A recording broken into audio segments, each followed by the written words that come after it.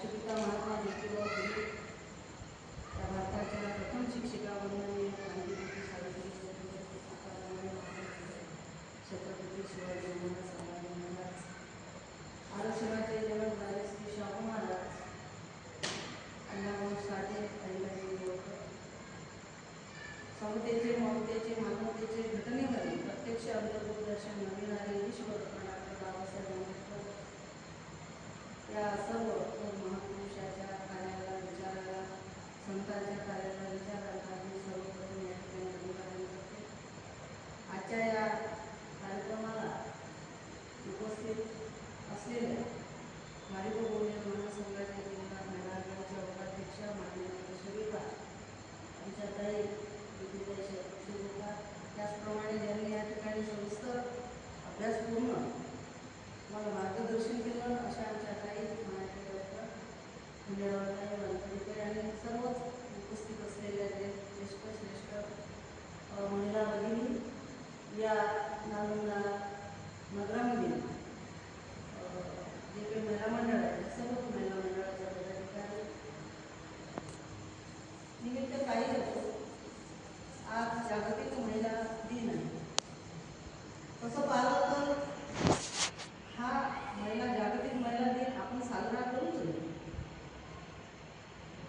जे फुले शाहू आंबेडकर विचाराला अनुसरून जीवन जगतात किंवा ज्यांना फुले शाहू आंबेडकर विचार जो समतावादी विचार आहे तो मान्य असेल, कारण हा जो महिला दिन आहे जागतिक महिला दिन हा म्हणजे या ठिकाणी पुरुषसत्ता म्हणजे जे काही पुरुषांचं पुरुषप्रधान जी संस्कृती आहे त्या संस्कृतीचं हे होतं. आता ज्या निरक्षर महिला असतील त्यांना कदाचित कळणार नाही, पण ज्या महिला शिकलेल्या आहेत, सुशिक्षित आहेत, त्यांनी वाचलं पाहिजे. आपण वाचत नाही म्हणून आपण डोळस नाही. वाचलं पाहिजे ना, सगळंच वाचलं पाहिजे. तेव्हा कळेल काय करायचं काय करू नये. आम्हालाही मजबुरीने कार्यक्रमाला यावं लागतं. मी प्रशांतला म्हटलं की जागतिक महिला दिनाचे कार्यक्रम मी बंद केले, कारण आपण डोळस आहोत. त्याच्यामुळे आपण हे कार्यक्रमाला जाऊ नये किंवा हा कार्यक्रम घेऊच नाही. कार्यक्रम घ्यायचे तर 3 जानेवारी घ्या, सावित्रीबाई फुलेंचा जन्मदिवस, जिजाईचा जन्मदिवस आहे. या ठिकाणी मायाताई अवकडे यांनी सविस्तर सर्व सांगितलं. मला काही सांगायसाठी फार काही या ठिकाणी जे काही महत्त्वाचे मुद्दे आहेत ते काही उरलेले नाही. तरी पण मी जास्त तुमचा काही वेळ घेणार नाही, थोडक्यातच या ठिकाणी मला विचार या ठिकाणी नाही. आता ह्या महिला जागतिक महिला दिन साजरा का करतात, तर ते अमेरिकेमध्ये जे 15,000 महिला कामगार चळवळ होती त्यांच्या स्वतःच्या हक्कासाठी त्यांनी सांगितलं किंवा त्यांच्या स्वतःच्या हक्कासाठी त्यांनी ते आंदोलन केलं. तर आंदोलन 2 मुद्दे महत्त्वाचे होते त्याच्यामध्ये, पगारवाढ आणि कामाचे तास कमी करणं. याच्या व्यतिरिक्त दुसरं काहीच त्या ठिकाणी कारण नव्हतं. तर ते करत असताना 1908 मध्ये त्याची सुरुवात झाली. 1909 मध्ये त्याला प्रतिसाद मिळाला आणि तिचं जे काही म्हणजे कोणता संघ संयुक्त राष्ट्रसंघ यांनी 1975 ला म्हणजे औपचारिक त्याला मान्यता दिली आणि 1977 ला म्हणजे महिला जागतिक दिन 8 मार्च हे त्या ठिकाणी डिक्लेअर झाले. म्हणजे किती काळ गेला याचा विचार आपण केला. 1975 तसं तर 1908 यापासून ते 1977 पर्यंतचा काळ जर आपण त्याचं गणित मांडलं तर कितीतरी वर्ष त्याच्यामध्ये गेले.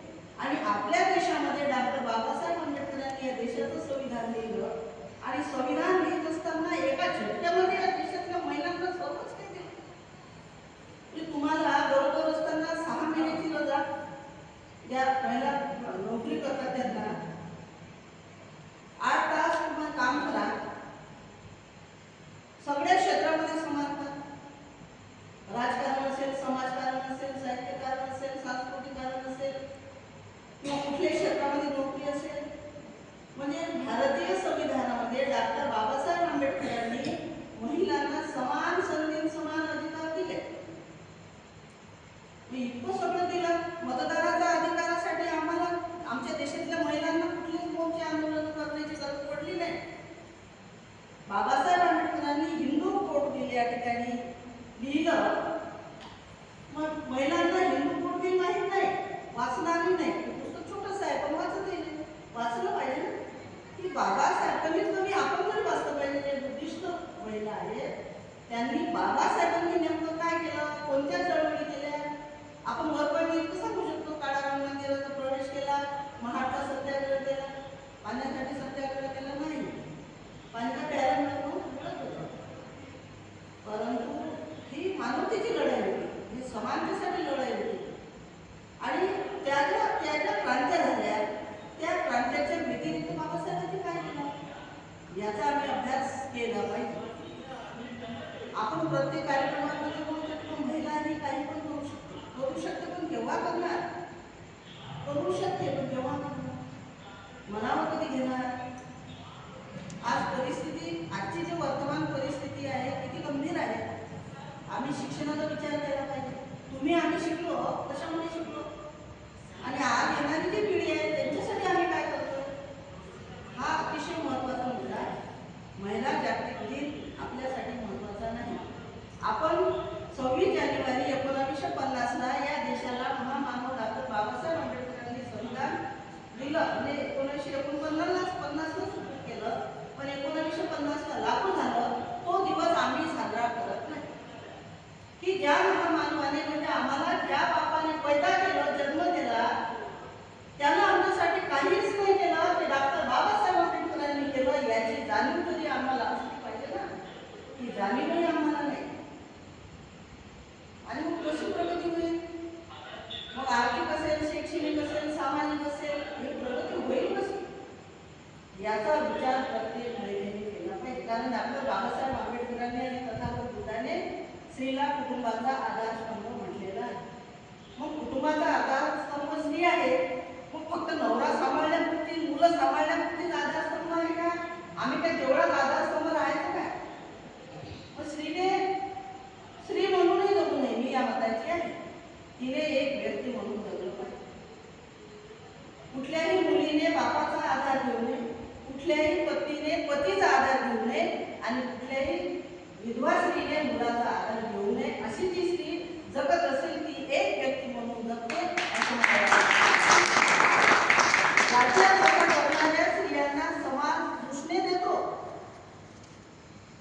तोंडावर चांगलं बोलतात आणि मागे वाटतात, मात्र समाज हा दृष्टीने देतो. कारण या देशामध्ये पुरुष प्रधान संस्कृतीचा आव आणणाऱ्या लोकांचा समूह जास्त आहे. म्हणजे मनुवादीच म्हणजे विषमतावादी. म्हणजे या देशामध्ये बुद्धापासूनचं जर आपण घेतलं तर बुद्धापासूनचा इतिहास जर बघितला तर बाबासाहेब आंबेडकरांपर्यंत हा जो इतिहास आहे हा समानतेचा आहे, हा स्वातंत्र्याचा आहे. म्हणजे बुद्धांनी समता, स्वातंत्र्य, बंधुता निर्माण केली, ती प्रदान केली. तिथून सुरुवात झाली तर सम्राट अशोकानंतर महात्मा फुले नंतर राजश्री शाहू महाराज तर हे जे काही सगळे महापुरुष, हे जे बुद्धापासून जर आपण बाबासाहेबांपर्यंत जर विचार केला तर हे वेगवेगळ्या जातीचे लोक होते. बुद्धापासून ते बाबासाहेब आंबेडकरांपर्यंत वेगवेगळ्या जातीचे असणारे महापुरुष, परंतु हे सगळे एका विचाराचे होते. म्हणजे बुद्धाचा विचार सम्राट अशोकांनी या देशामध्ये 84,000 स्तूप बांधले. चक्रवर्ती राजा बौद्ध धर्म त्याने या ठिकाणी स्वीकार केला. स्वतःचा मुलगा महेंद्राने संघमित्र ज्यांनी श्रीलंकेला बुद्ध धर्माचा प्रसार आणि प्रचार करण्यासाठी पाठवले. आम्ही तर 10 दिवस रामले तर आमच्या पोराला करत नाही. किती मोठी शोकांती आहे. काहीच करत नाही. आम्ही विपश्यना माहिती आमच्या काही लोकांना विपश्यना म्हणतात ते RSSची शाखा आहे. RSSचं काहीतरी करून बघा, प्रॅक्टिकली जगा. फक्त त्रिशरण पंचशीलच गोड कंठानं म्हणू नका, त्याचा अर्थही समजून घ्या आणि त्याच्यावर आराम बघा ना किती सुख आहे. आणि म्हणून बुद्धाचा धर्म हा कर्म सिद्धांत सांगतो. कर्म सिद्धांत अतिशय महत्वाचा आहे. तुम्ही जे पेराल ते उगवते. तुम्ही जर बाबीच्या बिया पेरल्या आणि तुम्ही आंब्याची अपेक्षा केली तर त्या झाडाला आंबे लागणार नाही. म्हणून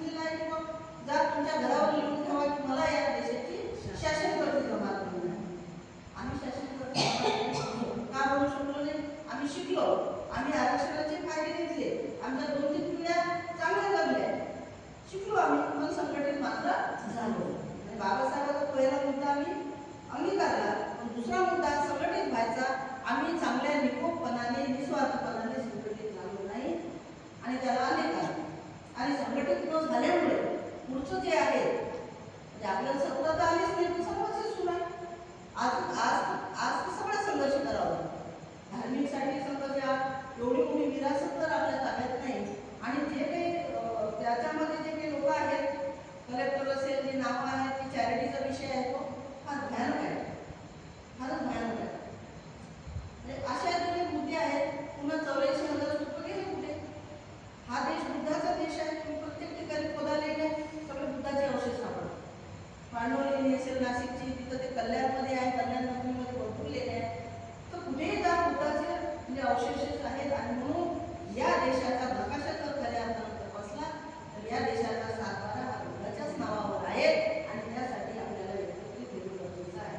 मला वाटतं ज्या काही सुशिक्षित महिला आहेत त्यांना आवड असेल कमीत कमी 10 महिला जरी असल्या बेसी असल्या तरी आपण एक काम केलं पाहिजे आपल्या धर्माच्यासाठी किंवा ही विरासत आहे यासाठी आपण एकत्र येणं अत्यंत गरजेचं आहे. राजकारणाचा भाग हा शेवटचा आहे, तो फार कठीण आहे सध्या तरी, पण आपण कमीत कमी सामाजिक आणि धार्मिक दृष्ट्या एकत्र आलं पाहिजे आणि धर्म समजून घेतला पाहिजे. आज या ठिकाणी मी पहिल्यांदाच आली, खूप छान इथं बांधकाम पण केलेलं आहे, भरपूर कार्यक्रम या ठिकाणी चांगले केले जातात. महिला ह्या प्रशिक्षित झाल्या पाहिजे. आपण आता मला मी 59 रनिंग लागेल, मला भाषणच करत आहोत आम्ही. तुझं आउटपुट काहीच नाही ना, भाषण करायचे किती, सांगायचं किती. म्हणजे आम्ही फक्त बोलतो, तुम्ही ऐकता, घरी जाऊन बघता, काय तुम्हाला डोकं काही जेवत नाही ना, थोडा वेळ नाही जेवत ना. मग कधी कधी असं वाटतं काय जाऊ नये मग कार्यक्रमाने बोलू नाही काय नाही. आम्ही बोलून तुम्ही बोलून जाणार, पण येणाऱ्या पिढीचं काय हाल होईल. जे आपल्या पूर्वजांनी त्यांचे जे हाल झाले ते हाल जर करायचे असतील तर मग मस्त साड्या चोळ्या घाला, चांगल्या दागिने घाला, आहे तोपर्यंत घाला. साड्या घोड्या जे काही आहे आपल्याकडे सगळं ते आपण जिथपर्यंत पुरेल तिथपर्यंत आपण बघू, आपण बोलून जाऊन याचं मग पडके अशी एक परिस्थिती पुढचं चिन्ह दिसते. याचा गांभीर्याने विचार करा. आम्ही म्हणतो बाबा माझं आयुष्य गेलं भाषण, तुम्हाला काहीच करावं वाटत नाही. म्हणजे कसं एक निराशावादी नाही आहे आपण, पण तुम्ही काही डोक्यात घेतच नाही ना कोणी. आम्ही आता 3 बाया 4 बाया आहेत अशा 8 बाया खूप करायचं त्यातही लोक आम्हाला काही मोठा घोर आहे. आम्ही काही जुमानत नाही, आम्ही याच्यासाठी जुमानत नाही की आमच्या समोर राष्ट्रमाता जिजाऊचा आदर्श आहे, आमच्या समोर अहिल्यादेवी होळकरचा आदर्श आहे, रमाईचा आदर्श आहे. रमाईने त्याग केला, आम्ही त्याग करू शकतो. जिजाबाईने संस्कार दिले, आम्ही मुलांना घडू शकतो, संस्कार देऊ शकतो आम्ही समाजाच्या मुलांना, त्यांना आम्ही धर्म सांगू शकतो. आमच्याकडे जे जे ज्ञान आहे ते आम्ही देऊ शकतो. आम्ही निराशावादी नाही, कारण बुद्धाचा धर्म हा निराशावादी धर्म नाही. आपण आशावादीच आहोत, पण एकाने होत नाही. सगळ्यांचा हातभार लागला म्हणजे काम हे सहज होऊ शकतो. मी तुम्हाला साध्या सरळ भाषेत सांगत आहे की करावं लागेल, प्रत्येकीला करावं लागेल. तरच बाबासाहेबांनी बुद्धांनी म्हटलं की स्त्री ही कुटुंबाचा आधारस्तंभ आहे. कारण तिच्या पोटी राजे जन्माला येतात, तिच्या पोटी बुद्धिवान पंडित जन्माला येतात. हे का म्हटलं होतं माहित आहे का? बुद्धाने त्याचा धर्म वाचत असताना माहित आहे कोण्या राजाला मुलगी झाली होती, बुद्धाकडे गेली होती, माहित असेल ना. मग तिथं ते रडत होते म्हणजे मग मुलगी चांगली असते मुलापेक्षा, तर ते मुलगी का म्हटलं होतं की बा ही राजे हिच्या पोटी राजे महापुरुष जन्माला येतात, इतकी ही महान आहे स्त्री. इतकं तर डोक्यात घ्यायला पाहिजे ना आपण की आपण किती महान आहोत. आपल्या पोटी राजे येतात जन्माला, महापुरुष जन्माला येतात आणि आपण जे महापुरुषांनी 108 वर्षाचा संघर्ष आहे, 108 वर्ष सगळे महापुरुष मातीत गेले, त्यांना काहीच नाही ना, बायका लेकरं घर दार काहीच नाही ना, तर कोणासाठी समाज. बाबासाहेबांनी 14 लेकरं बाबासाहेबांनी मातीत काढले, 4 लेकरं रमाबाईच्या त्या 4 लेकरं गेले. आणि कोण सांगा कोण आहे असं इतकं निस्वार्थपणे की स्वतःच्या पोरासाठी त्या महामानवानं काहीच करू केलं. सख्या देशाचा खऱ्या अर्थाने बाबासाहेब आंबेडकरांनी या देशाला वाचवलं. त्यांनी संविधान लिहित असताना किंवा मी त्या समाजात